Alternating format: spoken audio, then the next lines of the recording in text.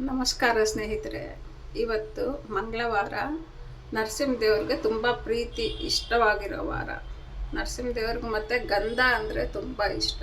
ಹಾಗಾಗಿ ಇವತ್ತು ಗಂಧ ಸಮರ್ಪಣೆ ಆಗಿದೆ ದೇವರಿಗೆ. ಹಾಗೆ ನಮ್ಮ ಮನೆಯಲ್ಲಾಗಿರೋ ಹೂವು, ಇದು ದೀಪ, ದೇವರಿಗೆ ದೀಪ. ನಾನು ಯೂಶ್ವಲ್ ಆಗಿ ದೇವರಿಗೆ ಪಂಚ ಉಪಚಾರ ಮಾಡೋಕ್ಕೆ ಟ್ರೈ ಮಾಡ್ತೀನಿ. ಪಂಚ ಉಪಚಾರ ಅಂತಂದರೆ ಗಂಧ, ಹೂವು, ದೀಪ, ಧೂಪ ಮತ್ತು ನೈವೇದ್ಯ. ನರಸಿಂಹದೇವ್ರಿಗೆ ಪಾನಕ ತುಂಬ ಇಷ್ಟ, ಹಾಗಾಗಿ ಪಾನಕ ಮಾಡಿದ್ದೀನಿ ಇವತ್ತು ನೈವೇದ್ಯ.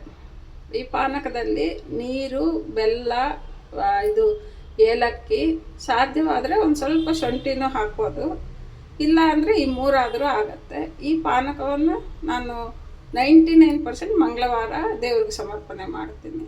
ಇದು ನಾನು ಮಾಡೋದಲ್ಲ, ದೇವ್ರು ಮಾಡಿಸೋದು ನನ್ನಿಂದ. ನಾಹಂಕರ್ತ ಹರಿಂಕರ್ತ. ನೋಡಿ, ಈ ಹೂವು ನಂದಿ ಬಟ್ಲ ಹೂವು ಅಂತಾರೆ. ಇದು ನಮ್ಮ ಇದು ಟೆರೆಸ್ ಗಾರ್ಡನಲ್ಲಿ ಹಾಕಿರೋದೆ. ಬಿಲ್ಪತ್ರೆ, ಗಣೇಶನಿಗೆ ಇಷ್ಟ ಆಗಿರೋ ಗರಿಕೆ, ಇವೆಲ್ಲನೂ ನಮ್ಮ ಹತ್ರ ಆಗಿರೋದೆ.